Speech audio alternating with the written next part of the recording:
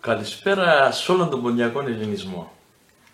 Τα τελευταία ημέρα σε ξέγγανε έναν τραγωδίαν, λένε το πουλάκι τσίου θαρώ. Εμείς οι πόντοι γιατί να μην έχουμε τεμέτερο πουλόπον. Και να λέω μα το πουλόπον τσιβίζ.